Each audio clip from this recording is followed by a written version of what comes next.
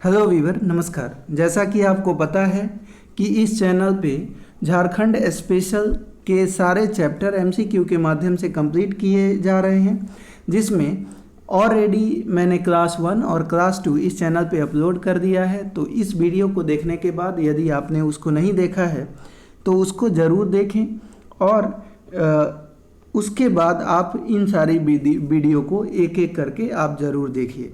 अगर ऐसा करते हैं फ्रेंड, शुरू से अंत तक वीडियो को देखते हैं, तो यकीन मानिए कि झारखंड स्पेशल से कोई भी क्वेश्चन यदि आपके एग्ज़ाम में पूछे जाते हैं तो मैं कह सकता हूं कि 95% जो क्वेश्चन यहीं से पूछे जाने की प्रबल संभावना है। तो इस सीरीज के माध्यम से लगभग 9000 प्लस जो है एमसीक्यू हम लोग झारखंड स्पेशल में चैप्टर वाइज करने वाले हैं। तो वीडियो थोड़ी लंबी होगी, 1 घंटा 15 मिनट 20 मिनट तक का वीडियो हो सकता है। तो प्लीज़ आप सभी से रिक्वेस्ट है कि आप पेशेंस के साथ वीडियो में बने रहें और पूरी वीडियो को देखें। अगर आप अच्छे से वीडियो को देख लेते हैं तो यकीन मानिए कि आपके एग्ज़ाम में झारखंड स्पेशल से कोई भी क्वेश्चन छूटने वाला नहीं है। चलिए स्टार्ट करते हैं आज का क्वेश्चन नंबर 1। पहला क्वेश्चन है, निम्न में से किस स्थल से पाल शासक महेंद्र पाल के शिलालेख मिले हैं? तो निम्न में से किस स्थल से पाल शासक महेंद्र पाल के शिलालेख प्राप्त हुए हैं? तो ईटखोरी से। कहाँ से? ईटखोरी से। और पूछ लिया जाए कि ईटखोरी कहाँ पे है, तो ईटखोरी ध्यान रखिएगा चतरा जिले में आता है। कहाँ पे? चतरा जिले में। तो ये भी आपको ध्यान रखना है। अगर बेनी सागर पूछा जाए कि ये किस जिले में आता है तो सिंहभूम का ये हिस्सा है। और वहीं पांडु की बात करें तो पांडु कहाँ किस जिले का है? तो पलामू में। ठीक है। दूध पानी आपको कमेंट बॉक्स में जो है कमेंट करना है कि दूध पानी जो है वो किस जिले के अंतर्गत आता है। अगला क्वेश्चन है कि ईटखोरी स्थित माँ भद्रकाली की मूर्ति का निर्माण संभवतः हुआ था। तो ईटखोरी स्थित माँ भद्रकाली की मूर्ति का निर्माण संभवतः पाल काल में हुआ था। ईटखोरी स्थित माँ भद्रकाली की मूर्ति का निर्माण संभवतः पाल काल में हुआ था। नागवंशी राजा मोहन राय तथा गजघंट राय किस पालकालीन राजा के समकालीन थे? नागवंशी राजा मोहन राय तथा गजघंट राय किस पालकालीन राजा के समकालीन थे? तो ध्यान रखिएगा ये महेंद्र पाल के समकालीन थे। नागवंशी राजा मोहन राय तथा गजघंट राय महेंद्र पाल जो कि पालकालीन राजा थे उनके समकालीन ये थे। अगला है कि निम्न में से किस कवि के सांस्कृतिक परंपरा से झारखंड संबद्ध रहा है? तो निम्न में से किस कवि के सांस्कृतिक परंपरा से झारखंड संबद्ध रहा है? तो आंसर हो जाएगा जयदेव। जयदेव नामक कवि के सांस्कृतिक परंपरा से झारखंड का संबंध रहा है। अगला क्वेश्चन है अपना, 12वीं सदी में पहली बार उड़ीसा के किस राजा ने खुद को झारखंड का राजा घोषित किया? पहली बार 12वीं सदी में उड़ीसा के किस राजा ने खुद को झारखंड का राजा घोषित किया? तो खुद को झारखंड का राजा घोषित करने वाला शासक नरसिंह देव द्वितीय था। कौन था? नरसिंह देव द्वितीय। अगला क्वेश्चन है कि पूर्व मध्यकाल में झारखंड का कौन सा स्थान तीर्थ स्थल रहा था? पूर्व मध्यकाल में झारखंड का कौन सा स्थान तीर्थ स्थल रहा था? तो ईटखोरी, पारसनाथ, सीतागढ़ा, ये तीनों जो है ये पूर्व मध्यकाल में झारखंड के तीर्थ स्थल रहे हैं। अगला है, नागवंशी राजा भीमकर्ण ने किसका निर्माण करवाया था जिसका अस्तित्व आज भी देखने को मिलता है? तो भीमकर्ण ने भीम सागर का निर्माण करवाया था जिसका अस्तित्व आज भी आपको देखने को मिलता है। नागवंशी राजा भीमकर्ण ने भीम सागर का निर्माण कराया जिसका अस्तित्व आज भी है। भीमकर्ण प्रथम प्रतापी शासक था जिसने राय के स्थान पर कर्ण की उपाधि धारण की। कर्ण की उपाधि कलचुरी राजवंश की उपाधि से प्रभावित थी। इसने अपनी राजधानी चुटिया से खुखरा स्थानांतरित की थी। तो ध्यान रखिएगा भीमकर्ण जो है राय के स्थान पर कर्ण की उपाधि धारण करता है और ये उपाधि जो है कलचुरी राजवंश से संबंधित थी। ये भी पूछा जा सकता है।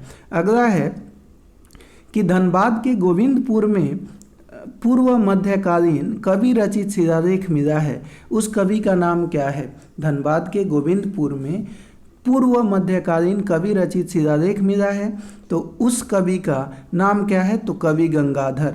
धनबाद के गोविंदपुर में पूर्व मध्यकालीन कवि रचित शिलालेख प्राप्त हुए हैं, जिसके कवि गंगाधर हैं। ठीक है, अगला आइए। तो दोस्तों अब यहाँ से इसमें पूर्व मध्यकाल में जो इम्पोर्टेंट क्वेश्चन हो सकते थे उसको हमने देख लिया।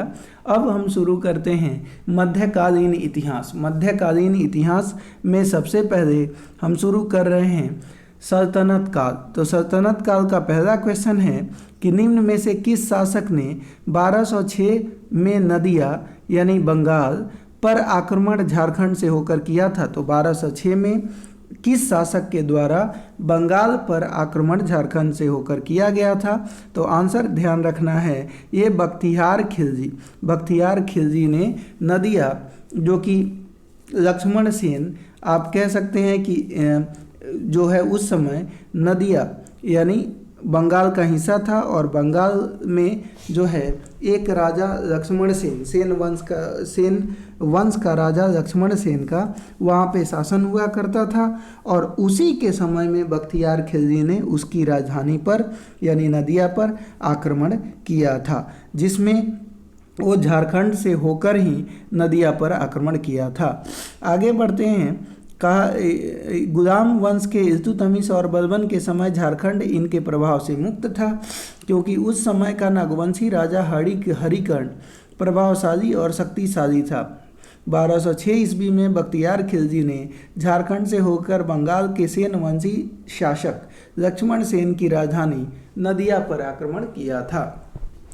आगे आइए, अगला क्वेश्चन है कि निम्न में से किस वंश के समय मुस्लिम सेनाओं की छावनियां झारखंड की सीमा पर कायम किए गए थे? निम्न में से किस वंश के समय मुस्लिम सेनाओं की छावनियां झारखंड की सीमा पर कायम किए गए थे? तो ये गुलाम वंश के समय, गुलाम वंश के समय मुस्लिम सेनाओं की छावनियां झारखंड की सीमाओं पर कायम किए गए थे।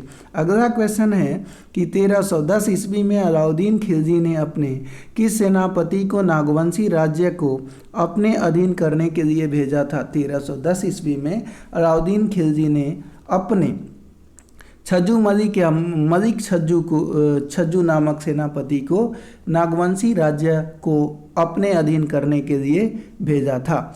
अलाउद्दीन खिलजी के सेनापति मलिक छज्जू ने नागवंशी शासक को कर देने के लिए विवश किया।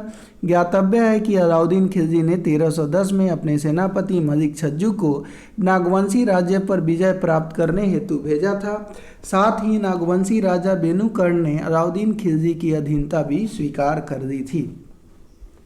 अलाउद्दीन खिलजी का सेनापति मलिक काफूर जब दक्षिण भारत के विजय के लिए निकला तो वह किस राज्य से होकर गुजरा था? तो अलाउद्दीन खिलजी का सेनापति मलिक काफूर जब दक्षिण भारत के विजय के लिए निकला तो वह झारखंड से, ध्यान रखिएगा, झारखंड राज्य से ही होकर गुजरा था। अगला है कि तुगलक काल के किस सिपा सालार ने हजारीबाग के चाई किला को जीतकर फतेह खान दौला के हवाले कर दिया था? तुगलक काल के किस सिपा सालार ने हजारीबाग के चाई किला को जीतकर फतेह खान दौला के हवाले कर दिया था? तो इसका आंसर हो जाएगा मलिक बयां। क्या हो जाएगा? मलिक बयां। अगला क्वेश्चन, आइए अगले क्वेश्चन की तरफ हम लोग बढ़ते हैं। अगला क्वेश्चन देखते हैं। अगला क्वेश्चन है अपना कि फिरोज शाह तुगलक ने हजारीबाग के किस क्षेत्र को बंगाल के शासक शमसी उद्दीन इलियास शाह से जीतकर उसे बंगाल की राजधानी बनाई? फिरोज शाह तुगलक ने हजारीबाग के किस क्षेत्र के बंगाल के शासक शमसी उद्दीन इलियास शाह से जीतकर उसे बंगाल की राजधानी बनाई? तो सतगावा। फिरोज शाह तुगलक ने हजारीबाग के सतगावा क्षेत्र को बंगाल के शासक शमसी उद्दीन इलियास शाह से जीतकर उसे बंगाल की राजधानी बनाया। मोहम्मद बिन तुगलक ने छज्जुद्दीन आजमुल मुल्क को सतगावा का शासक नियुक्त किया। तारीख ए फिरोजशाही के अनुसार फिरोज शाह तुगलक ने झारखंड क्षेत्र से होकर बंगाल के विरुद्ध कितनी बार आक्रमण किया? तो इसका आंसर हो जाएगा 2 बार। तारीख फिरोज शाही के अनुसार फिरोज शाह तुगलक ने झारखंड क्षेत्र से होकर बंगाल के विरुद्ध 2 बार आक्रमण किया था। अगला क्वेश्चन है कि निम्न में से कौन सा कथन सत्य है? तो इनमें से सही कथन को बताना है। तो अगर हम देखें सही कथन कौन सा है, तो पहला देखते हैं, उरांव जनजाति का प्रवेश इस क्षेत्र में बख्तियार खिलजी के साथ हुआ। बिल्कुल सही है। उरांव एवं मुंडा की भाषाओं में अरबी, फारसी तथा तुर्की भाषाओं के शब्द पाए जाते हैं, ये भी सही है। उरांव, मुंडा और मुंडा की भाषाओं में ध्यान रखिएगा अरबी, फारसी और तुर्की भाषाओं के भी शब्द इसमें शामिल हैं। आगे, खिलजी काल में प्रचलित रहे चौधरी, खूत, मुकद्दम जैसे शब्द आज भी प्रचलित हैं। तो इसमें सारे के सारे ऑप्शन सत्य हैं। तो उरांव जनजाति का प्रवेश इस क्षेत्र में बख्तियार खिलजी के साथ हुआ। उरांव एवं मुंडा की भाषाओं में अरबी, फारसी तथा तुर्की भाषाओं के शब्द पाए जाते हैं। खिलजी काल में प्रचलित रहे चौधरी, खुत, मुकद्दम जैसे शब्द आज भी प्रचलित हैं, अर्थात उपयुक्त सभी कथन अपने सत्य हो जाएंगे।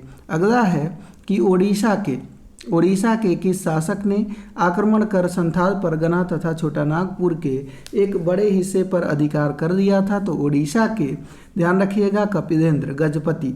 ओडिशा के कपिलेंद्र गजपति ने आक्रमण कर संथाल परगना तथा छोटा नागपुर के एक बड़े हिस्से पर अधिकार कर लिया था। अगला क्वेश्चन है कि निम्न में से कौन सा कथन सत्य है? निम्न में से कौन सा कथन सत्य है, ये आपको बताना है। तो चलिए बताते हैं। पहला है, श्री चैतन्य चरितामृत में झारखंड के भौगोलिक आकार का स्पष्ट वर्णन मिलता है, ये सही है। इस अमूल्य ग्रंथ में संथाल परगना तथा छोटा नागपुर से होते हुए गया होकर चैतन्य महाप्रभु के गुजरने का उल्लेख मिलता है, ये भी सही है। इस ग्रंथ के अनुसार संथाल परगना के विभिन्न गांवों में उन्होंने ठाकुरबाड़ी की स्थापना की, ये भी सही है, यानी उपयुक्त सभी इसका आंसर हो जाएगा। तो ऑप्शन नंबर डी आंसर हो जाएगा। श्री चैतन्य चरितामृत में झारखंड के भौगोलिक आकार का स्पष्ट वर्णन है। इस अमूल्य ग्रंथ में संथाल परगना तथा छोटा नागपुर से होते हुए गया होकर चैतन्य महाप्रभु के गुजरने का उल्लेख मिलता है। इस ग्रंथ के अनुसार संथाल परगना के विभिन्न गांवों में उन्होंने ठाकुरबाड़ी की स्थापना की थी। बिल्कुल, ये जो है ध्यान रखिएगा इनके बारे में। अगला क्वेश्चन है कि निम्न में से कौन सा कथन असत्य है? इनमें से कौन सा कथन असत्य है उसकी बात करनी है। तो पहला है, बीरभूम, दुमका, जामताड़ा, देवघर आदि जिलों के कई स्थानों का नाम चैतन्य चरितामृत में है, बिल्कुल सही बात है। अगर बोला जाए कि चैतन्य महाप्रभु फतेहपुर प्रखंड में आसना, सारठ प्रखंड के चित्रा तथा देवघर जिले के करऊ ग्राम में पधारे थे, ये भी सही है। मानभूम, हजारीबाग, सिंहभूम के कई स्थानों के नाम भी चैतन्य चरितामृत में आया है, ये भी सही है। अगला है कि चैतन्य महाप्रभु कोराम्बे में स्थापित दुर्गा की प्रतिमा के दर्शनार्थ आए थे, बिल्कुल गलत है, यही गलत है, बाकी तीनों सही हैं। बीरभूम, दुमका, जामताड़ा, देवघर आदि जिलों के कई स्थानों का नाम चैतन्य चरितामृत में है। चैतन्य महाप्रभु फतेहपुर प्रखंड में आसना, सारठ प्रखंड के चित्रा तथा देवघर जिले के करऊ ग्राम में आए थे। मानभूम, हजारीबाग, सिंहभूम के कई स्थान के नाम भी चैतन्य चरितामृत में आया है। अगला है, झारखंड में वैष्णव मत के प्रचार का श्रेय जाता है। झारखंड में वैष्णव मत के प्रचार का श्रेय चैतन्य महाप्रभु को जाता है। झारखंड में वैष्णव मत के प्रचार का श्रेय चैतन्य महाप्रभु को दिया जाता है। चैतन्य महाप्रभु मथुरा जाते समय झारखंड आए थे और पंच परगना क्षेत्र में रुके थे। इस समय इस क्षेत्र में नागवंश का शासन था। अगला क्वेश्चन है आपका कि जौनपुर के किस शासक ने मिथिला के राजा शिव सिंह तथा बंगाल के राजा गणेश पर आक्रमण करने हेतु झारखंड के मार्ग का उपयोग किया? जौनपुर के किस शासक ने मिथिला के राजा शिव सिंह तथा बंगाल के राजा गणेश पर आक्रमण करने हेतु झारखंड के मार्ग का उपयोग किया? तो इब्राहिम सरकी। ध्यान रखिएगा, जौनपुर के इब्राहिम सरकी शासक ने मिथिला के राजा शिव सिंह तथा बंगाल के राजा गणेश पर आक्रमण करने हेतु झारखंड के मार्ग का प्रयोग किया।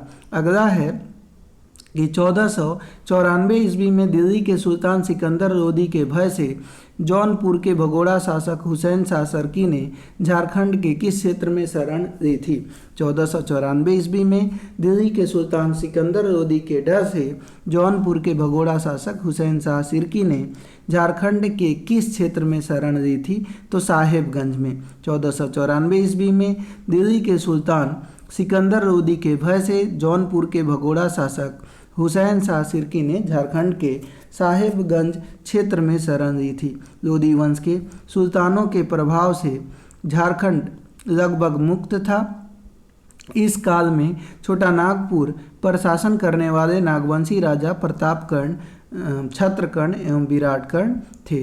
अगला है कि मुहम्मद बिन तुगलक ने निम्न में से किसे सतगांवा का शासक नियुक्त किया था? तो एमबीटी ने यानी मुहम्मद बिन तुगलक ने किसे सतगांवा का शासक नियुक्त किया था? तो इसका आंसर हो जाएगा हज्जुद्दीन आजमुल मुल्क। हज्जुद्दीन आजमुल मुल्क को जो है सतगांवा का शासक नियुक्त किया गया था। अगला क्वेश्चन है कि फिरोज शाह तुगलक के आक्रमण के समय नागवंशी शासक कौन था? फिरोज शाह तुगलक के आक्रमण के समय नागवंशी जो शासक था वो शिवदास कर्ण था। फिरोज शाह तुगलक के आक्रमण के समय नागवंशी शासक शिवदास कर्ण था। फिरोज शाह तुगलक ने झारखंड क्षेत्र से होकर बंगाल के विरुद्ध 2 बार आक्रमण किया था। अगला है इनमें से कौन झारखंडी सुल्तान के नाम से जाना जाता है? तो झारखंडी सुल्तान के नाम से ध्यान रखिएगा आदिल शाह को जाना जाता है। किसको? आदिल शाह को झारखंडी सुल्तान के रूप में आदिल शाह को जाना जाता है। किसको? तो ध्यान रखना है आदिल शाह को। खान देश के शासक आदिल शाह द्वितीय ने अपने सैन्य दल को झारखंड भेजा था। ये झारखंडी सुल्तान के नाम से जाने जाते हैं। आइए आगे बढ़ते हैं मुगल काल की तरफ। मुगल काल को हम देखेंगे। मुगल काल में झारखंड को किस नाम से जाना जाता था? मुगल काल में झारखंड को ध्यान देना है खुखरा या कुकरा के नाम से जाना जाता था। बाबर मुगल वंश का संस्थापक था। संपूर्ण मुगल काल में झारखंड को खुखरा या कुकरा कहा जाता था। मुगलों के समकालीन झारखंड में 2 स्थानीय शक्तियां सक्रिय थीं। पलामू में चेरो वंश और छोटा नागपुर में नागवंश वंश। अगला है निम्न में से कौन सा कथन सही है? तो निम्न में से कौन सा कथन सही है आपको बताना है। बाबर हुमायूं के शासनकाल में झारखंड मुगल विरोधी अफगानों का आश्रय स्थल बना रहा। सही है। नासिर खान लुआनी से यह क्षेत्र अधिक प्रभावित हुआ था। ये भी सही है। शेर शाह ने मुगलों के विरुद्ध अपने संघर्षों में यहाँ के जंगल का बहुलता के साथ उपयोग किया था। ये भी सही है। उपयुक्त सभी आपका आंसर हो जाएगा। अगला क्वेश्चन है अकबर का सेनापति मान सिंह अफगान विद्रोही जुनैद करानी का पीछा करते हुए किस वर्ष सिंहभूम से गुजरा था? अकबर का सेनापति मान सिंह अफगानी विद्रोही जुनैद करानी का पीछा करते हुए 1589 में, ध्यान रखिएगा 1589 में जो है सिंहभूम से होकर गुजरा था। 1589 में बिहार सूबेदार मान सिंह ने चेरो राजा भगवत राय यानी रणपत चेरो को पराजित किया। इसके पश्चात सिंहभूम एवं मानभूम का क्षेत्र जीता और मानभूम में पंचेत किले का निर्माण किया। साथ ही परा एवं तेलकुपी के मंदिरों का जीर्णोद्धार कराया था। मान सिंह ने राजमहल क्षेत्र को भी जीता तथा राजमहल साहेबगंज को अपनी राजधानी बनाया। साथ ही बरकोटा महल वाले नगरों को अकबर नगर का नाम दिया। 1575 ईस्वी के टकरोई की लड़ाई के बाद जुनैद करानी ने बिहार जाने के क्रम में रामपुर, वर्तमान रामगढ़ में रुका, जहां इसका पीछा करते हुए मुगलों की सेना भी आ गई। यहाँ जुनैद करानी और मुगलों की सेना के बीच हुए रामपुर की लड़ाई में मुगलों की जीत हुई। झारखंड में पुलिस प्रवेश का मार्ग प्रशस्त करने का श्रेय किसे दिया जाता है? झारखंड में मुस्लिम प्रवेश का मार्ग प्रशस्त करने का श्रेय किसे दिया जाता है? तो ध्यान रखिएगा, ये शेर शाह सूरी को दिया जाता है। किसे दिया जाएगा? शेर शाह सूरी को। झारखंड में मुस्लिम प्रवेश का मार्ग प्रशस्त करने का श्रेय शेर शाह सूरी को जाता है। शेर शाह सूरी के सेनापति ख्वास खां ने पलामू के चेर राजा महाराज चेरो को पराजित किया तथा प्रसिद्ध सफ़ेद हाथी श्याम सुंदर अपने साथ ले गया। इस अभियान में दरिया खां ने ख्वास खां की मदद की। माना जाता है कि शेर शाह अपने सैनिकों के प्रशिक्षण के लिए पलामू क्षेत्र में अक्सर सैन्य अभियान करता था। शेर शाह ने अपने बंगाल अभियान के लिए भी झारखंड से होकर गुजरने वाले तेलियागढ़ मार्ग यानी राजमहल की पहाड़ी के बीच का प्रयोग करता था। अगला है कि मुगल शासक अकबर ने कब झारखंड को अपना करदाता प्रदेश बनाया? तो मुगल शासक अकबर ने झारखंड को अपना करदाता प्रदेश 1585 में बनाया था। अगला है शेर शाह ने बंगाल पर अधिकार के क्रम में झारखंड के किस रास्ते का उपयोग किया? तो अभी आपने देखा कि तेलियागढ़ रास्ते का ये प्रयोग किया करता था। शेर शाह ने बंगाल पर अधिकार के क्रम में झारखंड के तेलियागढ़ रास्ते का उपयोग किया। 1539 में चौसा के युद्ध में शेर शाह सूरी ने मुगल शासक हुमायूं को पराजित कर रोहतास से बीरभूम तक अपने साम्राज्य का विस्तार किया। 1538 ईस्वी में शेर शाह ने अपने सेनापति ख्वास खां को किस चेरो राजा के विरुद्ध सैनिक कार्रवाई के लिए भेजा था?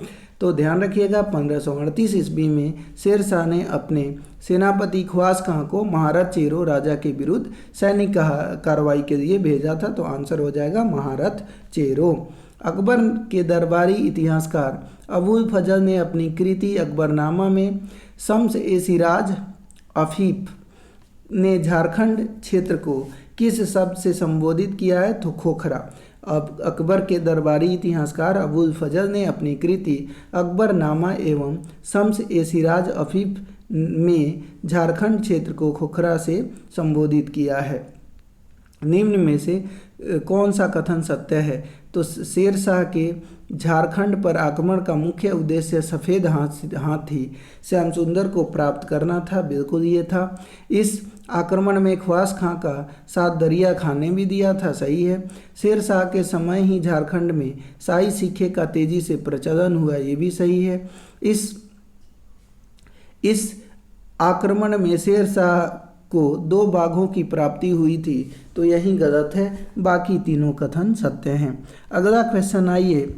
अगला क्वेश्चन, हुमायूं शेर शाह संघर्ष के दौरान शेर शाह ने अपने अनेक अभियानों में निम्न में से किस क्षेत्र का उपयोग किया था? तो हुमायूं शेर शाह संघर्ष के दौरान शेर शाह ने अपने अनेक अभियानों में झारखंड क्षेत्र का उपयोग किया था। हुमायूं शेर शाह संघर्ष के दौरान शेर शाह ने अपने अनेक अभियानों में झारखंड क्षेत्र का उपयोग किया था। शेर शाह बंगाल जाते हुए झारखंड को पार किया था। जब वह स्वयं झारखंड पार कर रहा था, उसका पुत्र जलाल खां तेलियागढ़ यानी राजमहल के निकट जो साहिबगंज में पड़ता है, उसकी नाकाबंदी करने में लगा था। शेर शाह बंगाल के शासक से लूटी गई संपदा के साथ राजमहल के पास गंगा पार किया और मुगलों को चकमा देते हुए झारखंड के रास्ते रोहतास पहुंचा और रोहतास में 1538 ईस्वी में अधिकार कर दिया। झारखंड को किस मुगल शासक ने सर्वप्रथम अपना करदाता प्रदेश बनाया? तो झारखंड को 1585 में अकबर ने जो है सर्वप्रथम अपना करदाता प्रदेश बनाया। अकबर के समय शाहबाज खां ने नागवंशी राजा मधुकर शाह को पराजित किया था तथा अपना करदाता बनाया था। आगे है, अगला क्वेश्चन है कि 1592 ईस्वी में अकबर के राजा प्रतिनिधि राज प्रतिनिधि मानसिंह ने झारखंड के किस स्थान को बिहार एवं बंगाल की राजधानी बनाई थी? तो अभी आप कहानी पढ़ रहे हैं। राजमहल को 1592, ध्यान रखिएगा, 1592 में अकबर के राज प्रतिनिधि मानसिंह ने झारखंड के राजमहल को बिहार एवं बंगाल की राजधानी बनाया। परकोटा और महल वाले नगर का नाम अकबर नगर रखा गया। नगर का तीव्र गति से विकास हुआ और यह बंगाल की पुरानी राजधानी गौड़ से अधिक सुरक्षित और स्वास्थ्यप्रद समझी जाने लगी। अगले क्वेश्चन की तरफ आते हैं। अगला क्वेश्चन अपना है, ध्यान दीजिए, नेक्स्ट क्वेश्चन है अपना कि अकबर ने 1585 ईस्वी में किसके नेतृत्व में नागवंशी शासक मधुकरण शाह के विरुद्ध विजय प्राप्त करने हेतु सेना भेजी थी, जिसमें मधुकरण शाह की पराजय हुई तथा उसने मालगुजारी देना स्वीकार कर दिया? तो इसका आंसर हो जाएगा शाहबाज खां कम्बो। अकबर ने 1585 ईस्वी में शाहबाज खां कम्बू के नेतृत्व में नागवंशी शासक मधुकरण शाह के विरुद्ध विजय प्राप्त करने हेतु सेना भेजी थी, जिसमें मधुकरण शाह की पराजय हुई तथा उसने मालगुजारी देना स्वीकार किया और इस तरह बादशाही हुकूमत के साये में आने का उसे सौभाग्य प्राप्त हुआ। नागवंशी राजा मधुकरण शाह को बंदी बनाकर मुगल दरबार में ले जाया गया, जहां उसकी शारीरिक क्षमता एवं विनीत स्वभाव से प्रसन्न होकर बादशाह अकबर ने उसे स्वतंत्र कर खुखरा वापस भेज दिया। झारखंड के किस राजा ने उड़ीसा के अफगान शासक कुतलुग खां के विरुद्ध मुगलों के अभियान में मानसिंह का साथ दिया था? झारखंड के किस राजा ने उड़ीसा के अफगान शासक कुतलुग खां के विरुद्ध मुगलों के अभियान में मानसिंह का साथ दिया था? तो ध्यान रखिएगा, मधुकरण शाह। झारखंड के मधुकरण शाह ने उड़ीसा के अफगान शासक कुतलुग खां के विरुद्ध मुगलों के अभियान 1590 से 92 में मानसिंह का साथ दिया। सिंहभूम के पोरहाट वंश ने मुगलों की अधीनता किस वर्ष स्वीकार की? सिंहभूम के पोरहाट वंश ने मुगलों की अधीनता की बात करें तो 1591 से 92 में स्वीकार की। राजा मानसिंह को बिहार झारखंड का सूबेदार किस वर्ष नियुक्त किया गया था? तो 1589 में राजा मानसिंह को बिहार झारखंड का सूबेदार नियुक्त किया गया था। अगला क्वेश्चन है अपना कि इब्राहिम खान ने किस वर्ष खुखरा के नागवंशी राजा दुर्जन साल को हराकर शंख नदी पर कब्जा किया था?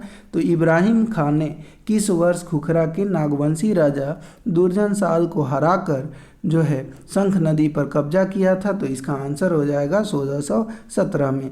इब्राहिम खान ने 1617 ईस्वी में खुखरा के नागवंशी राजा दुर्जन साल को हराकर शंख नदी पर कब्जा किया। हालांकि बाद में दुर्जन साल को शाह की उपाधि दी तथा कैद से मुक्त किया गया, जबकि दुर्जन साल ने जहांगीर को 6000 रुपये वार्षिक कर देना स्वीकार कर दिया। अगला है, राजा मानसिंह ने पलामू के किस चेरो राजा को पराजित कर उसे मुगलों की अधीनता स्वीकार करने को विवश किया? राजा मानसिंह ने पलामू के किस चेरो राजा को पराजित कर उसे मुगलों की अधीनता स्वीकार करने को विवश किया? तो आंसर हो जाएगा भागवत राय। क्या हो जाएगा? भागवत राय। राजा, ध्यान रखिए, राजा मानसिंह ने पलामू के भागवत राय यानी चेरो राजा को पराजित कर उसे मुगलों की अधीनता स्वीकार करने के लिए विवश किया। अगला क्वेश्चन है कि निम्न में से कौन सा कथन सत्य है? तो इनमें से कौन सा कथन सत्य है उसकी पड़ताल हम करते हैं। भागवत राय को पराजित करके 54 हाथिया अकबर के समक्ष पेश किया गया, ये सही बात है। आईने अकबरी के अनुसार हजारीबाग के 2 स्थान 6 और चंपा परगने के रूप में सूबा बिहार में शामिल थे। आईने अकबरी के अनुसार हजारीबाग के 2 स्थान 6 और चंपा परगने के रूप में सूबा बिहार में शामिल थे, ये भी सही बात है। शाहबाज खां कंबू ने नागवंशी राजा मधुकर शाह को पराजित किया था, ये भी कथन सही है। तो इस तरह से आप कह सकते हैं कि भगवत राय को पराजित करके 54 हाथियां अकबर के समक्ष पेश किया गया। आईने अकबरी के अनुसार हजारीबाग के 2 स्थान 6 और चंपा परगने के रूप में सूबा बिहार में शामिल था। शाहबाज खां कंबू ने नागवंशी राजा मधुकर शाह को पराजित किया था, अर्थात उपयुक्त सभी कथन सही है। तो आंसर हो जाएगा डी। अगला है कि किस मुगल शासक के समय झारखंड पर मुगलों का अधिकार स्थापित हुआ। तो ध्यान रखिएगा, किस मुगल शासक के समय झारखंड पर मुगलों का अधिकार स्थापित हुआ। तो जहांगीर के समय, जहांगीर मुगल शासक था, इसी के समय झारखंड पर मुगलों का अधिकार स्थापित हुआ। जहांगीर के समय शंख नदी हीरे के लिए प्रसिद्ध थी, यानी शंख नदी से उस समय हीरे निकाले जाते थे या शंख नदी में हीरे पाए जाते थे। नागवंशी राजा दुर्जन साल कितने वर्षों तक ग्वालियर के किले में बंद रहा। तो नागवंशी राजा दुर्जन साल जो है ग्वालियर के किले में 12 वर्षों तक बंद रहा। जहांगीर ने नागवंशी राजा दुर्जन साल को गिरफ्तार कर 12 वर्षों तक ग्वालियर के किले में कैद रखा। बाद में जहांगीर ने उसके राज्य को पट्टा के रूप में 6000 रुपये सालाने पर दे दिया और उसे शाही की पदवी प्रदान की। यानी ध्यान रखिएगा, इसकी कहानी एक है। अगर हम बात करें दुर्जन साल की, तो दुर्जन साल के बारे में कहा जाता है कि ये हीरे का बहुत बड़ा पारखी था। तो ये इसको जो है कैद करके और ग्वालियर के किले में रखा गया था, लेकिन इसने जो है वो जहांगीर के कहने पर हीरे की पहचान कर दी। इसे जो है जहांगीर बहुत ज़्यादा खुश हुआ था और इसे जो है 6000 रुपये सालाना पर इसके राज्य और को वापस कर दिया था और इसे आज़ाद कर दिया था, और साथ ही साथ इसे शाह की पदवी दी थी। जहांगीर के समय खुखरा यानी झारखंड प्रदेश का राज्यपाल कौन था। तो जहांगीर के समय खुखरा प्रदेश का राज्यपाल इब्राहिम खां फतेह था। जहांगीर के समय खुखरा प्रदेश का राज्यपाल इब्राहिम खां फतेह था। जहांगीर का समकालीन नागवंशी राजा दुर्जन साल थे। जहांगीर के सेनापति इब्राहिम खां ने 1615 ईस्वी में दुर्जन साल को पराजित किया, जिसके बाद उसे 12 वर्ष तक ग्वालियर के किले में कैद रखा गया। ध्यान रखना है। अगला है तुजुक ए जहांगीरी के अनुसार जहांगीर ने किस वर्ष बिहार झारखंड के सूबेदार इब्राहिम खां को खोखरा विजय के लिए भेजा। तुजुक ए जहांगीरी के अनुसार जहांगीर ने किस वर्ष बिहार झारखंड के सूबेदार इब्राहिम खां को खोखरा विजय के लिए भेजा था। तो 1615-16 में। तुजुक ए जहांगीरी के अनुसार जहांगीर ने 1615-16 में बिहार झारखंड के सूबेदार इब्राहिम खां को खोखरा विजय के लिए भेजा था। अगला है, यहाँ पे आपको मैच करना है, मिलान करना है, तो मिलान करते हैं। औरंगजेब की बात करें तो औरंगजेब का सेनापति कौन था। तो याद रखिएगा दाऊद खां। औरंगजेब का सेनापति था दाऊद खां। कौन था। तो दाऊद खां। औरंगजेब का सेनापति दाऊद खां था। फिर शाहजहां की बात करें तो शाहजहां का सेनापति का नाम शाइस्ता खां था। और जहांगीर का सेनापति की बात करें तो अभी आपने देखा इब्राहिम खां था। और अकबर का सेनापति शाहबाज खां। तो अकबर का सेनापति याद करिए मेरे साथ, अकबर का जो सेनापति था शाहबाज खां था। जहांगीर का सेनापति इब्राहिम खां था। औरंगजेब का सेनापति दाऊद खां था। और वहीं बात करें शाहजहां का सेनापति तो शाइस्ता खां था। ठीक है, तो ध्यान रखना है। औरंगजेब का दाऊद खां, शाहजहां का शाइस्ता खां, जहांगीर का इब्राहिम खां और अकबर का शाहबाज खां। औरंगजेब के शासनकाल में नागवंशी राजा कौन था। तो औरंगजेब के शासनकाल में नागवंशी राजा रघुनाथ शाह था। औरंगजेब के समकालीन नागवंशी राजा रघुनाथ शाह हुए, जो अत्यंत धार्मिक एवं दानी स्वभाव के व्यक्ति थे। इसके बाद राम शाह राजा बने। इस दौरान मुगल और नागवंशी राजाओं के बीच मधुर संबंध स्थापित रहे। निम्न में से कौन सा नागवंशी राजा हीरा का सबसे बड़ा पारखी था। तो अभी हमने कहानी देखा कि जो हीरा का सबसे बड़ा पारखी जो था वो दुर्जन शाह था। और इसे जो है ध्यान रखिएगा 12 वर्ष जो है वो ग्वालियर के किले में कैद रखा गया था। दुर्जन शाह नागवंशी राजा हीरा का सबसे बड़ा पारखी था। 1527 ईस्वी में जब मुगल दरबार में एक हीरे की असलियत को लेकर विवाद पैदा हो गया तो बादशाह जहांगीर ने हीरे की पारखी के रूप में प्रसिद्ध दुर्जन शाह को ग्वालियर के किले से शाही दरबार बुलाया। दुर्जन शाह ने हीरे की पहचान कर ली। इसे खुश होकर जहांगीर ने उसे शाह की उपाधि दी और कैद से मुक्त कर दिया। अगला है, ध्यान रखेंगे, अगला क्वेश्चन है अपना, निम्न में से कौन सा चेरो राजा जहांगीर के समकालीन था? तो कौन सा चेरो राजा जहांगीर के समकालीन था? तो ध्यान रखिएगा यहाँ पे कौन सा राजा जहांगीर के समकालीन था? तो अनंत राय और सहबल राय। अनंत राय और सहबल राय ये दोनों जो थे वो जहांगीर के समकालीन थे। अगला है कि निम्न में से किस चेरो राजा को पराजित कर दिल्ली लाया गया जहां शेर के साथ लड़ाकर उसे मार डाला गया? यानी निम्न में से किस चेरो राजा को पराजित कर दिल्ली लाया गया और उसको शेर के साथ लड़ाया गया जिसमें उसकी मौत हो गई, उसे मार डाला गया? तो ध्यान रखिएगा ये सहबल राय।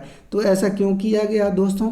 तो ध्यान रखिए कि ये सहबल राय जो राजा था ये क्या करता था कि मुगलों को परेशान करता था। मुगल जो थे उनके उनका जो किंगडम जो था, जो उनका झारखंड में जो विजित प्रदेश था वहाँ पे आक्रमण करता था और लूट लेता था उनकी जो है असेट्स को, जिससे कि क्षुब्ध हो गए थे ये मुगल। और इन्होंने जो है सहबल राय को जो है वो दिल्ली लाए और इन्होंने जाहिर सी बात है बाघ के सामने शेर के सामने खुदा छोड़ दिया। रिजल्ट हुआ कि उसकी मौत हो गई।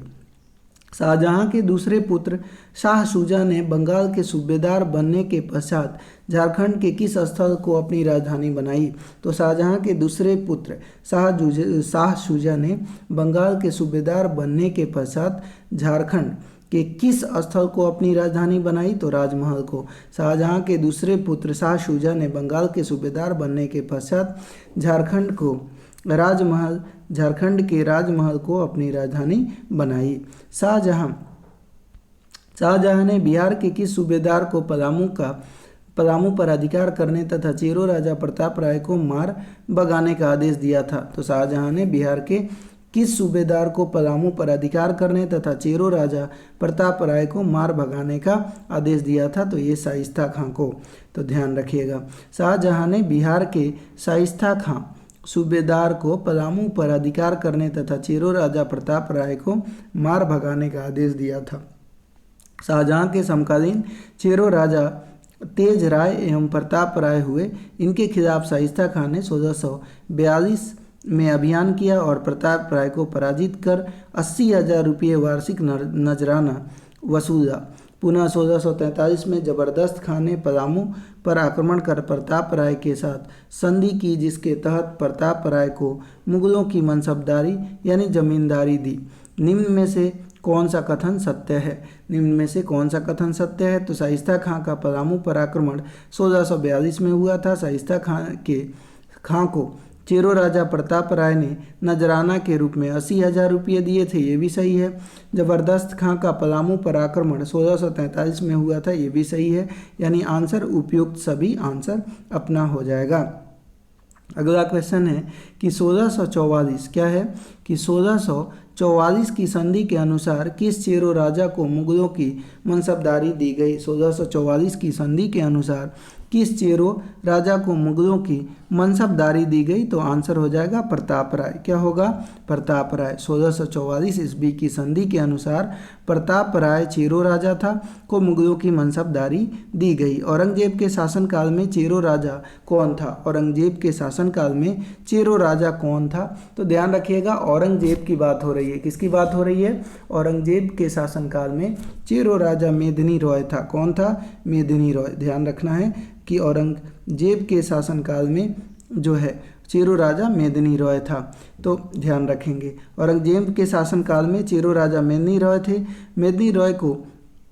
मेदिनी राय के काल को चेरो शासन का स्वर्ण युग कहा जाता है। मेदिनी राय को न्यासी राजा के नाम से जाना जाता है।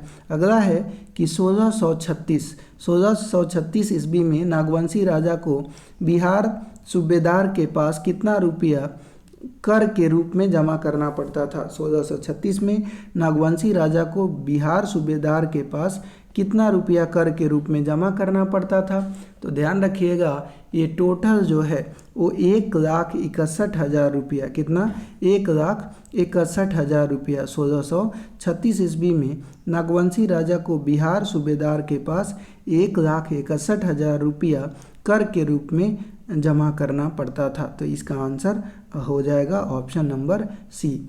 अगला है कि औरंगजेब ने बिहार के किस सूबेदार को पलामू पर आक्रमण करने के लिए भेजा था। तो औरंगजेब ने बिहार के किस सूबेदार को पलामू पर आक्रमण करने को भेजा था। तो अभी कुछ देर पहले हम लोगों ने देखा था कि दाऊद खां जो सूबेदार था वो औरंगजेब का था, तो औरंगजेब ही भेजेगा, ये ध्यान रखना है। औरंगजेब ने बिहार के दाऊद खां को पलामू पर आक्रमण करने हेतु भेजा था। औरंगजेब के समय दाऊद खां ने चेरो राजा साहब राय के साथ 1660 में औरंगा का युद्ध लड़ा, जिसमें साहब राय पराजित हुए, परंतु व्यापक दबाव के बावजूद इस्लाम धर्म ग्रहण नहीं किया। यहाँ तक कि जब पलामू में ही कुंडा के राजा चुन राय ने औरंगजेब के दबाव में जब इस्लाम धर्म ग्रहण कर लिया तो चेरो राजा ने उसकी हत्या कर दी। इस विजय के पश्चात दाऊद खां पलामू किले में रहने लगा तथा पलामू विजय की स्मृति में पुराना किला में एक मस्जिद का निर्माण 1662 में किया। चेरो परंपरा के अनुसार पलामू के किस चेरो राजा ने रघुनाथ शाह के समय दोईसा पर आक्रमण किया था। तो चेरो परंपरा के अनुसार पलामू के किस चेरो राजा ने रघुनाथ शाह के समय दोईसा पर आक्रमण किया था। तो मेदिनी रॉय। चेरो परंपरा के अनुसार पलामू के मेदिनी रॉय ने रघुनाथ शाह के समय दोईसा पर आक्रमण किया। अगला क्वेश्चन देखते हैं। अगला क्वेश्चन है अपना कि निम्न में से किस चेरो राजा ने दोईसा को तहस नहस कर नवरत्नगढ़ का प्रसिद्ध नागपुर दरवाजा पलामू ले जाकर नए किले में लगवाया। तो आंसर हो जाएगा मेदिनी रॉय। मेदिनी रॉय चेरो राजा ने दोईसा को तहस नहस कर नवरत्नगढ़ का प्रसिद्ध नागपुर दरवाजा पलामू ले जाकर नए किले में लगवाया। ये भी ध्यान रखना है। निम्न में से कौन सा कथन असत्य है। 17 दिसंबर 1660 में औरंगा नदी के पास मुगलों एवं चेरों के बीच भयंकर संघर्ष हुआ, जिसमें चेरों की पराजय हुई। 1662 में दाऊद खां ने पलामू विजय के स्मृति में पुराना किला में एक मस्जिद का निर्माण कराया। ये भी सही है। औरंगजेब ने मनकली खां को पलामू का फौजदार नियुक्त किया। तो औरंगजेब ने मनकली खां को पलामू का फौजदार नियुक्त किया। ये भी सही है। दाऊद खां चेरों के हाथ इस युद्ध में मारा गया। बिल्कुल गलत है। दाऊद खां इस युद्ध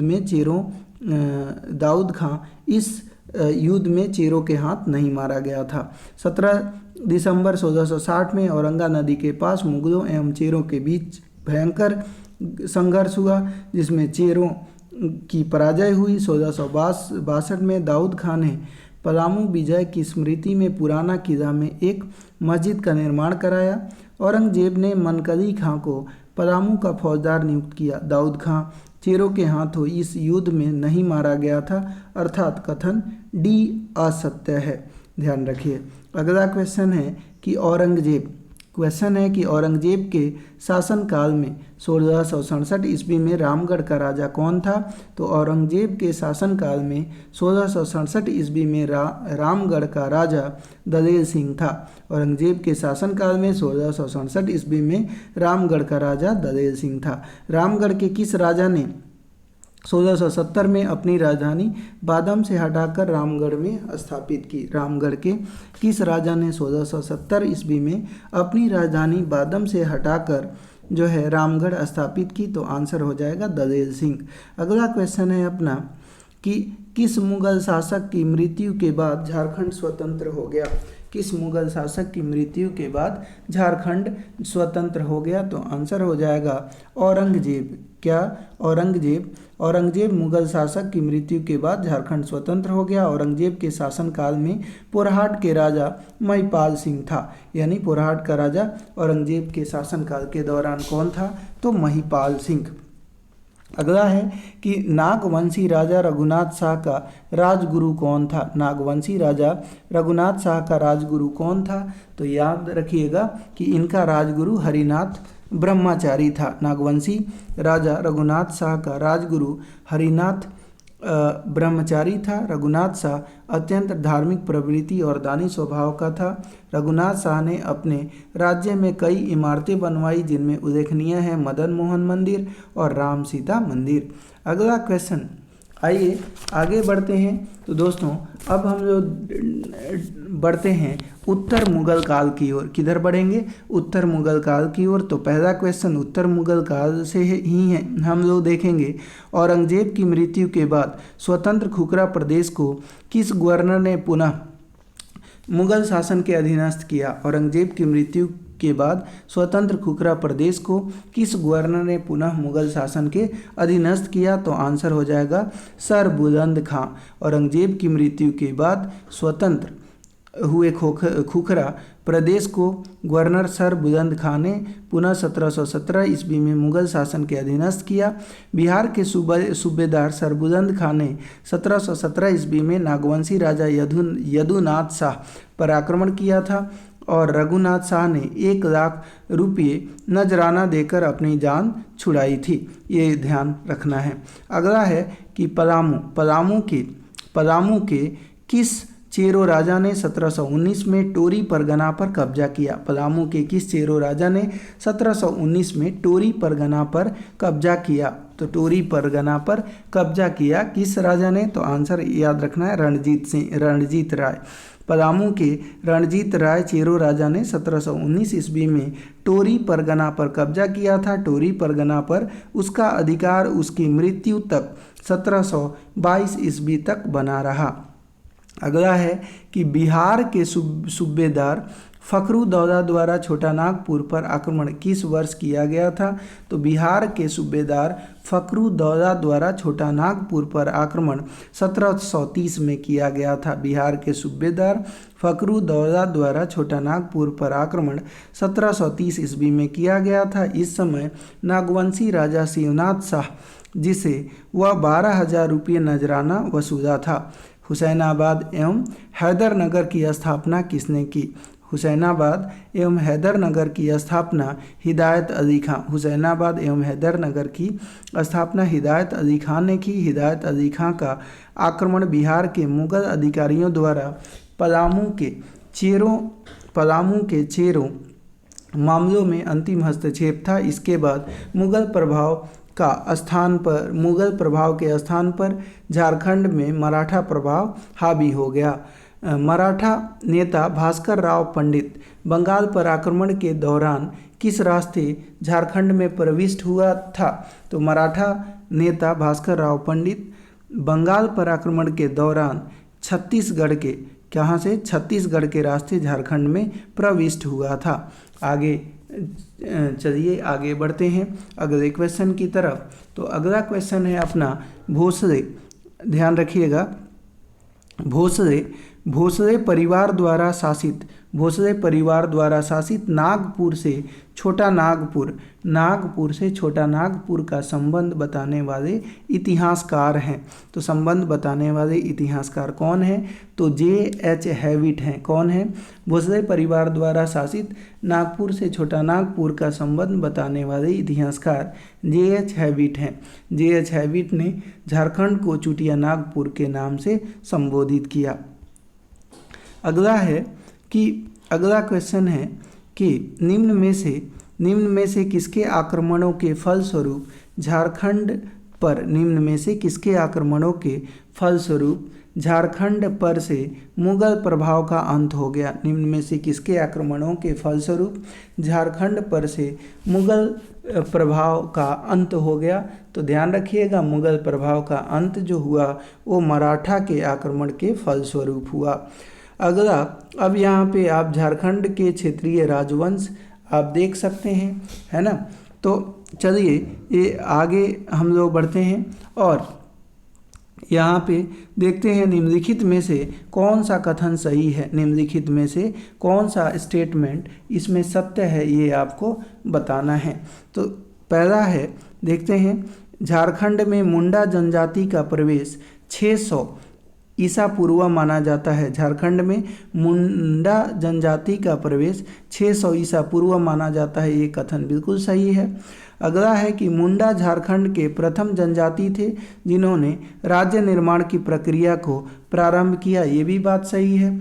और अगला है कि मुंडा जनजाति के प्रसिद्ध आदि पुरुष ऋषा मुंडा ने राज्य निर्माण की प्रक्रिया शुरू की और अपने द्वारा स्थापित राज्य का नाम सुतिया नागखंड रखा। तो ये तीनों स्टेटमेंट अभी तक सही हैं। सुतिया पाहन का राज्य 7 गढ़ और 22 परगनों में विभाजित था। तो सुतिया पाहन का ध्यान रखिएगा, सुतिया पाहन का राज्य 7 गढ़ और 21 परगना में विभाजित था। इन्होंने 22 परगना कहा, इसलिए ये गलत हो गया, यानी 1, 2, 3 सही होंगे। ऑप्शन नंबर बी हमारा आंसर हो जाएगा। अगला है कि निम्नलिखित में से कौन सा कथन सही है, निम्नलिखित में से कौन सा कथन अपना सही है। तो देखते हैं, नागवंश के संस्थापक फनी मुकुट राय थे जिन्हें नागवंश का आदि पुरुष कहा जाता है, ये स्टेटमेंट बिल्कुल अपना सही है। आगे हम बात करें, अगला अगर हम देखें तो इनमें बोल रहा है कि कौन सा सही है। तो चलिए सही को हम लोग देखते हैं। कहा गया कि नागवंश के संस्थापक फनी मुकुट राय जिन्हें नागवंश का आदि पुरुष कहा जाता है। तो ध्यान रखिएगा, फनी मुकुट राय की बात करें तो फनी मुकुट राय ने सुतियाम्बे में एक फनी मुकुट राय की बात करें तो यहाँ पे नागवंश के संस्थापक फनी मुकुट राय थे जिन्हें नागवंश का आदि पुरुष कहा जाता है। तो ये गलत है, पहला स्टेटमेंट गलत है, क्योंकि नागवंश के संस्थापक जो हैं वो फनी मुकुट राय को, ध्यान रखिएगा, आदि पुरुष नहीं कहा जाता है। अगला है, इन्होंने 64 ईस्वी में नागवंशी राज्य की स्थापना की तथा सुतियाम्बे को अपनी राजधानी बनाया। बिल्कुल सही है ये आपका स्टेटमेंट, ये दूसरा सही है कि इन्होंने 64 ईस्वी यानी प्रथम सदी में नागवंशी राज्य की स्थापना की तथा सुतियाम्बे को अपना राजधानी बनाया। इनका विवाह पंचेत राज्य के गोवंशी क्षत्रिय के यहाँ हुआ तथा पंचेत राज्य की सहायता से ही इन्होंने क्योंझर राज्य को पराजित कर अपने अधीनस्थ किया। तो यहाँ पे तीसरा स्टेटमेंट सही है।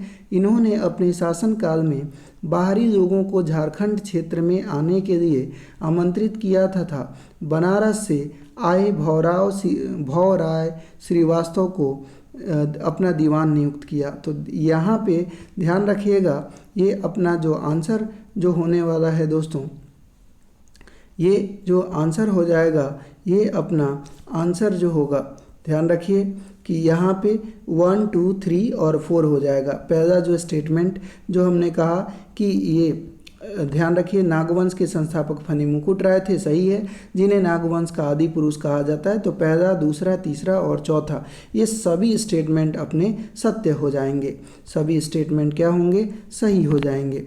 अगला क्वेश्चन आ जाइए, अगला क्वेश्चन की बात करते हैं। अगला क्वेश्चन है, निम्नलिखित में से कौन सा कथन सही है, निम्नलिखित में से कौन सा कथन सही है की बात कर देते हैं। तो कथन क्या है देखते हैं। तो निम्नलिखित में से कौन सा कथन सही है। तो पहला है कि फनी मुकुट राय, ध्यान रखिए, फनी मुकुट राय ने सुतियाम्बे में एक शिव मंदिर का निर्माण कराया। फनी मुकुट राय ने सुतियाम्बे में एक शिव मंदिर का निर्माण कराया, ये बिल्कुल गलत है। इनके द्वारा, फनी मुकुट राय के द्वारा सुतियाम्बे में एक शिव मंदिर का निर्माण नहीं बल्कि सूर्य मंदिर का निर्माण किया गया था। कौन से मंदिर का? सूर्य मंदिर का निर्माण किया गया था। अगला हम बात करें तो ध्यान रखिए, इसके अलावा जगन्नाथपुर पुरी से आने वाले एक पांड्य के द्वारा ठाकुर बाड़ी में एक मूर्ति की स्थापना भी करवाई तथा उस पांड्य को सोरनदा एवं महुआ गांव नामक ग्राम देकर वहां पे बसाया। तो ये स्टेटमेंट बिल्कुल सही है। एक कथानक के अनुसार झारखंड को विष्णु पुराण में नागद्वीप कहा जाता है और यह क्षेत्र नाग जनजाति के लिए प्रसिद्ध था। बिल्कुल ये भी स्टेटमेंट थर्ड स्टेटमेंट अपना सही हो गया। फिर आगे, नागवंश के कारण झारखंड की संस्कृति में पहली बार गैर आदिवासी समाजवाद सदान मूलवासी का विस्तारीकरण हुआ था। तो आंसर हो जाएगा आपका सी आंसर हो जाएगा। अगला है, यहाँ पे मैच करना है सुतियाम्बे। किसकी बात कर रहे हैं हम? सुतियाम्बे की। तो सुतियाम्बे का अगर मैच करना हो तो सुतियाम्बे जो है किसकी राजधानी थी? ये राजा हैं और इनकी राजधानी बताना है। तो फनी मुकुट राय की राजधानी सुतियाम्बे हुआ करती थी। वहीं हम बात करें दुर्जन साल की, किसकी बात करें? दुर्जन साल या दुर्जन शाह। तो दुर्जन शाह की राजधानी की अगर बात करेंगे तो इनकी राजधानी दोईसा हुआ करती थी। फनी मुकुट राय, सुतियाम्बे, दुर्जन शाह की राजधानी क्या हुआ करती थी? दोईसा। और भीमकर्ण की राजधानी की बात करें तो खुखरा और प्रताप राय की चुटिया। भीमकर्ण की राजधानी क्या हुआ करती थी? तो खुखरा और प्रताप राय की राजधानी चुटिया हुआ करती थी। तो ध्यान आपको रखना है इसका। इस तरह से आप आंसर देखेंगे तो आंसर अपना बी हो जाएगा, ऑप्शन नंबर बी। अगला क्वेश्चन, सुतियाम्बे, फनी मुकुट राय, चुटिया, प्रताप राय और खुखरा भीमकर्ण और दोईसा दुर्जन साल की राजधानी हुआ करती थी। अगला है, फिर राजधानी है और राजा है। तो यहाँ पे अगर हम बात करें जैसे रातूगढ़ जो है वो उदयनाथ सहदेव, ध्यान रखिएगा, रातूगढ़ जो है उदयनाथ सहदेव की राजधानी हुआ करती थी। पालकोट भैरव जो है जगन्नाथ सहदेव, क्या जगन्नाथ सहदेव की राजधानी हुआ करती थी। और पालकोट की बात करें तो ये यदुनाथ शाह और सतरंजी एनी शाह। तो ध्यान रखिएगा, रातूगढ़ उदयनाथ शाह। वहीं हम बात करें रातूगढ़ उदयनाथ शाह, पालकोट भैरव जगन्नाथ शाह और पालकोट की बात करें यदुनाथ शाह और सतरंजी जो है ये एनी शाह की राजधानी हुआ करती थी। तो ऑप्शन नंबर इसका भी बी हमारा आंसर हो जाएगा। अगला आइए, तो रातूगढ़ आप देख सकते हैं, रातूगढ़ उदयनाथ शाह, पालकोट भैरव जगन्नाथ शाह, पालकोट यदुनाथ शाह और सतरंजी एनी शाह। अगला क्वेश्चन है अपना कि निम्नलिखित में से कौन सा कथन सही है? निम्नलिखित में से कौन सा कथन सही है? तो पहला है, नागवंश के प्रथम राजा भीमकर्ण थे जिन्होंने राय की जगह कर्ण की उपाधि दी, जो छोटा नागपुर क्षेत्र पर कलचुरी नरेश लक्ष्मीकर्ण के प्रभाव या नागवंशियों से मित्रता का प्रतीक था। बिल्कुल ये सही कथन है। इन्होंने चुटिया की जगह खुखरा को अपनी राजधानी बनाई थी तथा यहाँ पे भीम सागर झील का निर्माण कराया था। बिल्कुल ये भी कथन सत्य है। आगे हम बात करें, अगला है कि इन्होंने सरगुजा पलामू के हैहल वंशी रक्षेल राजा के साथ बरवा का युद्ध लड़ा जिसमें रक्षेल राजा पराजित हुए। बिल्कुल ये भी कथन सत्य है। भीमकर्ण ने रक्षेल क्षेत्र में लूटपाट की तथा वासुदेव की एक मूर्ति प्राप्त की। तो इस तरह से हम देखेंगे ऑप्शन नंबर डी अपना आंसर हो जाएगा, उपयुक्त सभी। अगला क्वेश्चन है कि निम्नलिखित में से कौन सा कथन सही है? निम्नलिखित में से कौन सा कथन सही है? तो देख लेते हैं। पहला इन्होंने कहा कि दुर्जन शाह जहांगीर का समकालीन था तथा इसने दोईसा को अपनी राजधानी बनाई। दुर्जन शाह जहांगीर के समकालीन था और इसने दोईसा को अपनी राजधानी बनाई। बिल्कुल सही है, अभी आपने इनके बारे में पढ़ा भी था। अगर हम बात करें सेकंड की, दोईसा 3 ओर से पहाड़ी से तथा एक ओर दक्षिणी कोयल नदी से घिरा था। ये भी स्टेटमेंट बिल्कुल सही है। और आगे हम बात करें कि यहाँ कई सुंदर भवनों के साथ नवरत्नगढ़ नामक महल निर्मित कराया गया था। तो ये तीनों स्टेटमेंट सही हो जाएंगे, तीनों स्टेटमेंट अपने सही हो जाएंगे। अब चौथा की बात करें तो चौथा स्टेटमेंट क्या कह रहा है उसको देख लेते हैं। तो चौथा स्टेटमेंट इन्होंने क्या कहा है? चौथा स्टेटमेंट की बात करें तो ध्यान रखिए, यहाँ कहा गया कि यहाँ के राजा का राज चिन्ह या कहा गया ये कहा गया, हम बात करें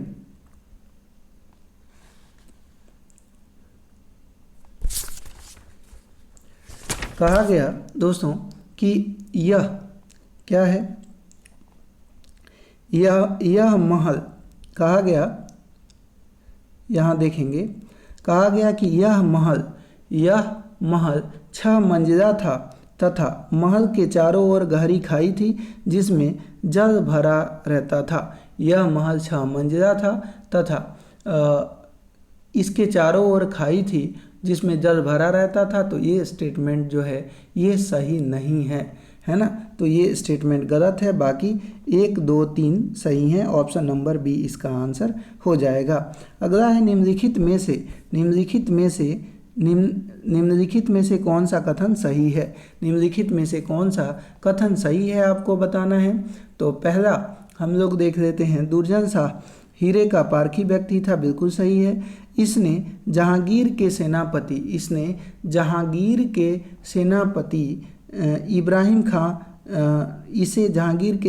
इब्राहिम खां ने पराजित किया था, ये भी सही है।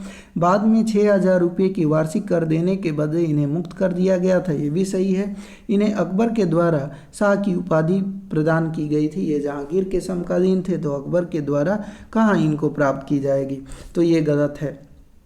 अगला है निम्नलिखित में से कौन सा कथन सही है। निम्नलिखित में से कौन सा कथन सही है आपसे बोला जा रहा है। तो यहाँ पे कौन सा कथन सही है आपको बताना है। तो पहला देख लेते हैं, रघुनाथ शाह जहांगीर के समकालीन थे, अत्यंत धार्मिक एवं दानी व्यक्ति थे। तो रघुनाथ शाह जहांगीर के समकालीन बिल्कुल नहीं थे, ये औरंगजेब के समकालीन थे और अत्यंत धार्मिक और दानी व्यक्ति थे। तो पहला गलत हो गया। इन्होंने रांची स्थित बोड़ैया में मदन मोहन मंदिर तथा रांची स्थित चुटिया में राम सीता मंदिर का निर्माण कराया था। तो ध्यान रखिएगा, ये बिल्कुल स्टेटमेंट सही है। राम सीता मंदिर के निर्माण में हरि ब्रह्मचारी ने मुख्य भूमिका निभाई थी, तो ये भी बात सही है। और अगला है, उदयनाथ शाहदेव ने पालकोट भैरव के जगह रातूगढ़ को राजधानी बनाई। रातूगढ़ नागवंशी राजाओं की अंतिम राजधानी था तथा क्रम में 8वीं राजधानी थी। तो ये यानी दूसरा, तीसरा और चौथा ये सही हो गए, पहला केवल गलत है। अगला स्टेटमेंट, अगला क्वेश्चन की बात करें तो अगला क्वेश्चन है कि चिंतामणि निम्न में से सही कथन बताना है। तो चिंतामणि शरणनाथ शाहदेव नागवंश के अंतिम राजा हुए। चिंतामणि शरणनाथ शाहदेव नागवंश के अंतिम राजा हुए, नागवंश के ये अंतिम राजा हुए, बिल्कुल सही है। एनी शाह 1791 में रांची के जगन्नाथपुर में प्रसिद्ध जगन्नाथ मंदिर का निर्माण कराया। एनी शाह ने 1791 में रांची के जगन्नाथपुर में प्रसिद्ध जगन्नाथ मंदिर का निर्माण कराया। तो अगर हम बात करें तो इसको हम देखें तो पहला सही था, दूसरा भी सही है, दूसरा भी नहीं। ध्यान रखिएगा, एनी शाह 1791 में रांची के जगन्नाथपुर में प्रसिद्ध जगन्नाथ मंदिर का निर्माण नहीं कराया था, ये गलत हो जाएगा। एनी शाह के द्वारा 1691 में रांची के जगन्नाथपुर में प्रसिद्ध जगन्नाथ मंदिर का निर्माण जो है कराया गया था। तो प्रसिद्ध जगन्नाथ मंदिर का निर्माण इनके द्वारा कराया गया था, तो पहला हो जाएगा। और हम बात करें तो पहला अपना हो जाएगा, फिर पहला के बाद ध्यान रखिए अगला देखते हैं, पहला हो जाएगा फिर तीसरा, इन्होंने स्वर्ण रेखा नदी के समीप शतरंजी में अपनी नई राजधानी बनाई, ये भी सही है। और छत्रकर्ण लोधी वंश के समकालीन राजा थे। तो छत्रकर्ण लोधी वंश के समकालीन राजा थे, तो ध्यान रखिएगा छत्रकर्ण लोधी वंश के समकालीन राजा थे, ये भी सही है। तो इसका जो आंसर होगा वो 1, 3 और 4 आंसर हो जाएगा, सेकंड वाला आपका गलत है। अगला क्वेश्चन है अपना कि निम्नलिखित में से कौन सा कथन सही है, निम्नलिखित में से कौन सा स्टेटमेंट सही है आपको बताना है। तो प्रतापकर्ण तुगलक वंश के समकालीन थे। तो प्रतापकर्ण की बात करें तो तुगलक वंश के समकालीन बिल्कुल नहीं थे, ये गलत हो गया। प्रतापकर्ण के शासनकाल में नागवंशियों के अधीन रहने वाले तमाड़ के घटवाल राजाओं ने विद्रोह किया था। तो ये आपका स्टेटमेंट सही है। नागवंशियों की राजधानी खुखरागढ़ को घेर कर प्रताप राय को बंदी बना दिया गया था। नागवंशियों की राजधानी खुखरागढ़ को घेरकर प्रताप राय को बंदी बना दिया गया था। तो ध्यान रखिएगा, अगर हम बात करें बंदी बना दिया गया था तो यहाँ पे जो होगा ये स्टेटमेंट जो है हम स्टेटमेंट की बात करें तो तीसरा बिल्कुल स्टेटमेंट सही है। अगला है कि खैरागढ़ के खरवार सरदार बागदेव की सहायता से इन्होंने घटवालों को पराजित किया। विजय पश्चात प्रतापकर्ण ने बागदेव को कर्णपुरा परगना का राजा बनाया, जिसे रामगढ़ की नींव पड़ी। तो ध्यान रखिएगा ये 2, 3, 4 ये स्टेटमेंट सही थे, एक आपका पहले वाला गलत था।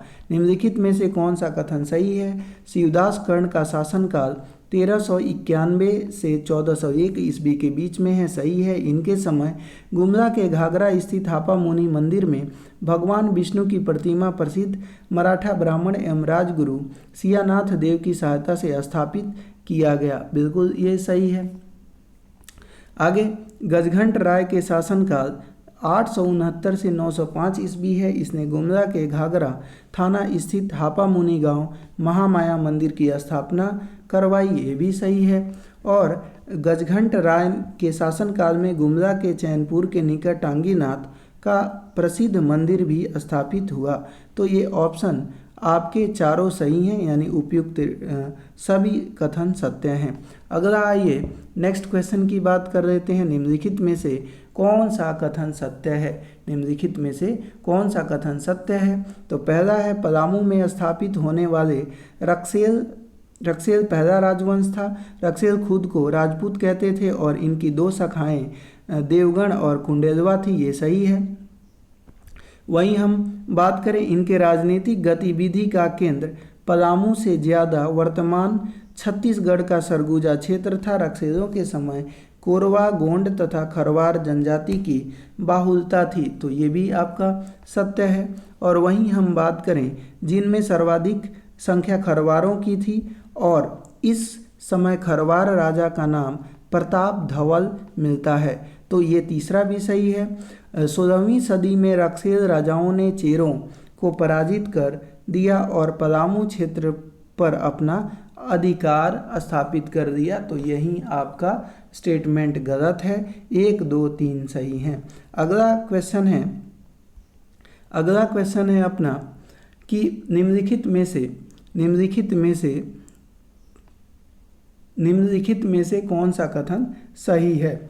तो पहला है कि चेरो राजवंश का उदय मुख्य रूप से पलामू क्षेत्र में हुआ। चेरो राजवंश का उदय मुख्य रूप से पलामू क्षेत्र में हुआ, ये सही है। दूसरा है कि इन्होंने पलामू में चेरो वंश की स्थापना की। इनके प्रमुख राजा हुए भागवत राय, महाराज चेरो, अनंत राय और मेदिनी राय, ये भी सही है। इन्होंने रक्सेल वंशों को पराजित कर इस क्षेत्र पर अपना प्रभुत्व कायम किया, ये भी सही है। आधुनिक पलामू के निर्माता होने का श्रेय इन्हें दिया जाता है, तो ये सभी ऑप्शन सही हो जाएंगे, उपयुक्त सभी कथन सत्य हैं। अगला है निम्नलिखित में से कौन सा स्थान सही है? निम्नलिखित में से कौन सा स्थान सही है? तो निम्नलिखित में से ध्यान दीजिए, पहला है स्टेटमेंट कि महाराज चेरो के शासनकाल में शेरशाह के सेनापति ख्वास खान ने चेरो के ऊपर आक्रमण किया था, बिल्कुल यहाँ पे ये बात सही है। आगे हम बात करें कि चेरो राजाओं को पराजित कर इनका सुप्रसिद्ध सफ़ेद हाथी श्याम सुंदर को अपने जो है साथ ले गया, ये भी सही है। अनंत राय के समय जहांगीर के सेनापति ने अफजल खां ने चेरो राजाओं के खिलाफ सैन्य अभियान किया था, तो ये भी स्टेटमेंट की बात करें तो ये भी स्टेटमेंट अपना सही है।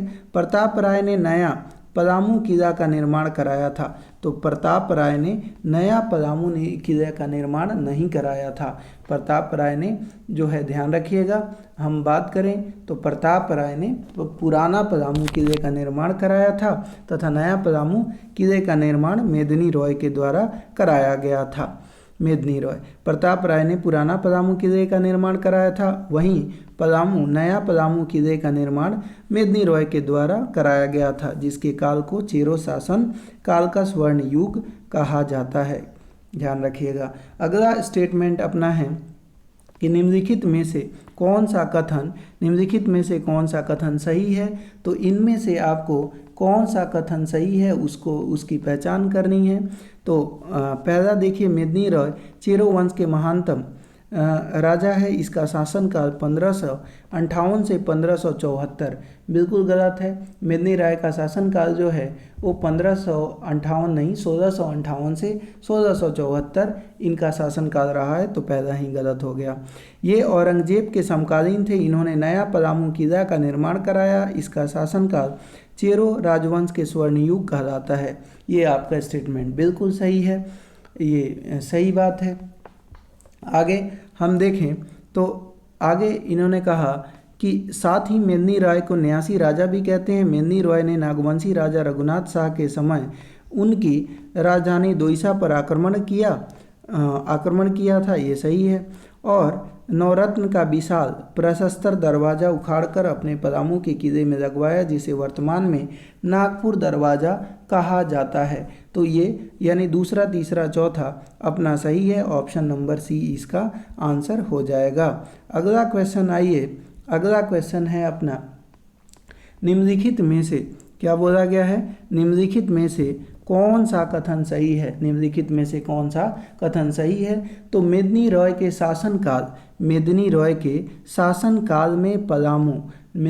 शासनकाल में पलामू आर्थिक संपन्नता से युक्त हुआ, बिल्कुल सही बात है। अगला है, अगर हम बात करें तो पलामू में पशुपालन के विकास के कारण एक कहावत प्रचलित हुई। पलामू में पशुपालन के विकास के कारण एक कहानी प्रचलित हुई। धनी धनी राजा मेदनिया, घरे घरे बाजे मथनिया। तो एक सही है, दो भी सही है। तीसरा देखते हैं। तीसरा कहा गया 1660 में औरंगजेब सेनापति शाइस्ता खान ने मेदिनी रॉय को पराजित किया। तो 1660 ईस्वी में औरंगजेब सेनापति शाइस्ता खां, तो औरंगजेब का सेनापति था ही नहीं, दाऊद खां उसका सेनापति था। तो वो कैसे मेदिनी रॉय को पराजित करेगा। दाऊद खां ने मेदिनी रॉय को पराजित किया था। तो इसलिए तीसरा स्टेटमेंट गलत हो गया। और चौथा है, जिसके बाद मेदिनी रॉय जसपुर भाग गए, तो ये गलत है। यानी पहला और दूसरा स्टेटमेंट अपना सही है। अगला है, निम्नलिखित में से कौन सा सही है आपको बताना है। तो पहला हम देखते हैं, मुगल कालीन पुस्तक आलमगीरनामा तथा पादशाहनामा के अनुसार 1760 में औरंगा का युद्ध औरंगजेब सेनापति दाऊद खां और साहब राय के बीच लड़ा गया था। पहला ही स्टेटमेंट ये गलत है। आगे हम दूसरा पढ़ते हैं, जिसमें साहेब राय पराजित हुए और जंगलों में शरण लिया। तो साहेब राय पराजित, ध्यान रखिएगा कि 1660 में औरंगा का युद्ध हुआ था और औरंगजेब का सेनापति दाऊद खां और साहेब राय, ध्यान रखिएगा, साहेब राय और दाऊद खां के बीच जो है औरंगा का युद्ध 1760 में नहीं बल्कि 1660 में लड़ा गया था, ये ध्यान रखना है। और इसमें साहेब राय पराजित हुए और जंगल में शरण ली। पहला ये दूसरा सही है, पहला गलत है। रंजीत राय मुगल सूबेदार इब्राहिम खान ने 1,40,000 वार्षिक कर देने के बदले पलामू की गद्दी पर बैठाया गया। तो ध्यान रखिएगा, ये आपका स्टेटमेंट तीसरा बिल्कुल सही है। रंजीत राय के चचेरे भाई जयकिशन ने इन्हें पदच्युत कर दिया। तो ध्यान रखिएगा यहाँ पे दूसरा, तीसरा और चौथा ये स्टेटमेंट सही हैं, पहले वाला स्टेटमेंट गलत है। अगला है निम्नलिखित में से कौन सा कथन सही है। निम्नलिखित में से कौन सा कथन सही है आपको बताना है। तो निम्नलिखित में से कौन सा कथन सही है, तो चलिए सही कथन का चुनाव करते हैं। हजारीबाग से प्राप्त दूध पानी शिलालेख से मानभूम राजवंश का इतिहास मिलना आरंभ होता है। बिल्कुल ये पहला जो स्टेटमेंट है सही है। 14वीं सदी में धनबाद के कवि गंगाधर द्वारा लिखा गया गोविंदपुर शिलालेख से इसकी पुष्टि होती है, ये भी सही है। और इन अभिलेखों के अनुसार मान राजवंश मानभूम एवं हजारीबाग क्षेत्र में फैला हुआ था। तो ये पहला, दूसरा, तीसरा ये सही हो गया। चौथा देख लेते हैं। इस वंश के राजाओं ने कोल जनजाति की महिलाओं पर घोर अत्याचार किया, परिणामतः मानभूम पंचेत्र क्षेत्र में चली गई। तो ये आपका स्टेटमेंट चौथा वाला गलत है। 1, 2, 3 हो जाएगा, यानी ऑप्शन नंबर हमारा सी इसका आंसर हो जाएगा। अगला क्वेश्चन की तरफ बढ़ते हैं। अगला क्वेश्चन है दोस्तों कि निम्नलिखित में से कौन सा कथन सही है। इनमें से कौन सा स्टेटमेंट सही है ये आपको बताना है। तो पहला है स्टेटमेंट पंचेत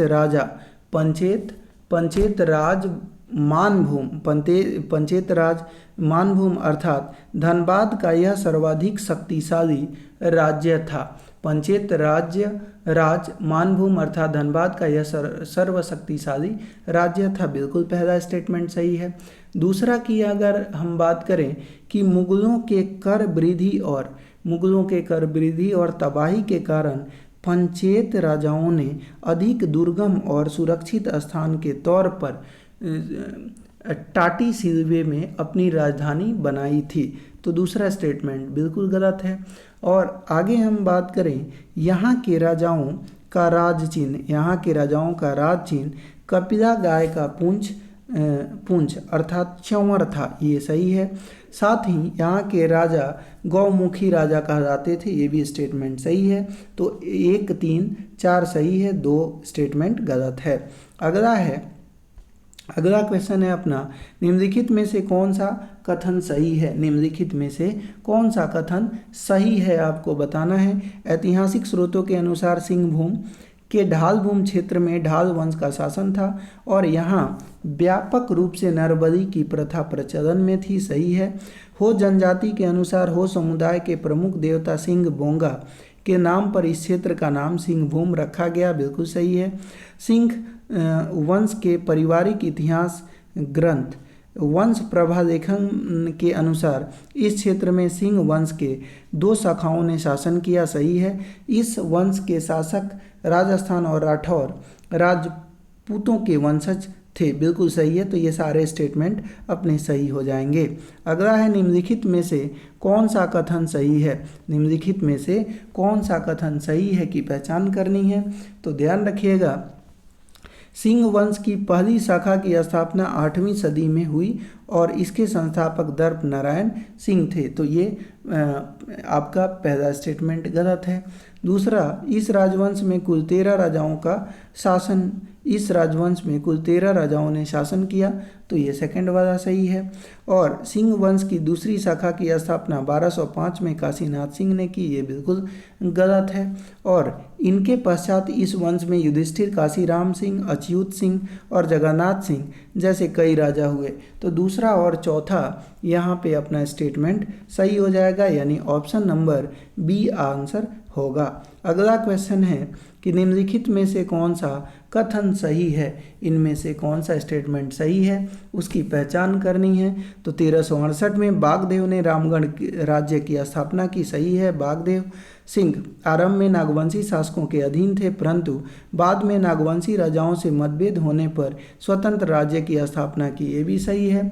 और इस वंश के राजाओं ने अपने राज्य की सुरक्षा के लिए समय समय पर 6 राजधानी को विकसित किया, बिल्कुल सही है। और इनकी प्रथम राजधानी सिसिया और अंतिम राजधानी पद्मा हुआ करती थी। तो ये सभी कथन सत्य हैं।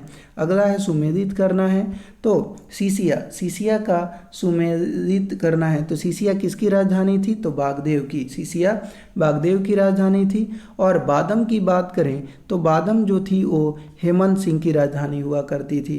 रामगढ़ की बात करें तो ये दलेर सिंह की राजधानी थी। और तेज सिंह की राजधानी जो थी वो इचाक हुआ करती थी। यानी इस तरह से हम देखें तो ऑप्शन नंबर ए ही अपना आंसर हो जाएगा।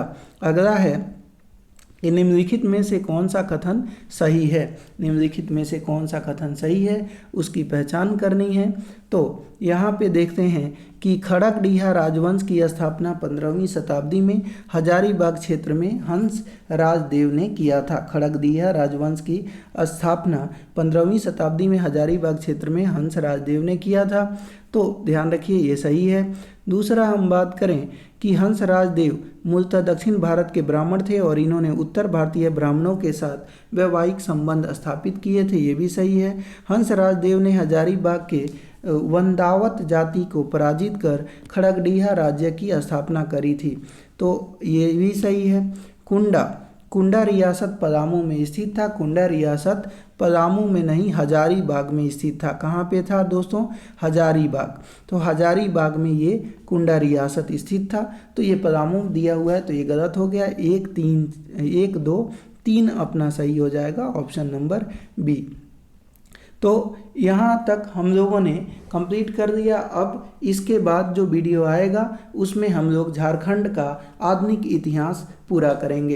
तो दोस्तों उम्मीद है वीडियो पसंद आई होगी। वीडियो पसंद आया हो और ये आपको मेरी मेहनत अगर पसंद आई हो तो प्लीज़ वीडियो को लाइक कर दीजिएगा। चैनल पे नए हैं तो सब्सक्राइब ज़रूर करें।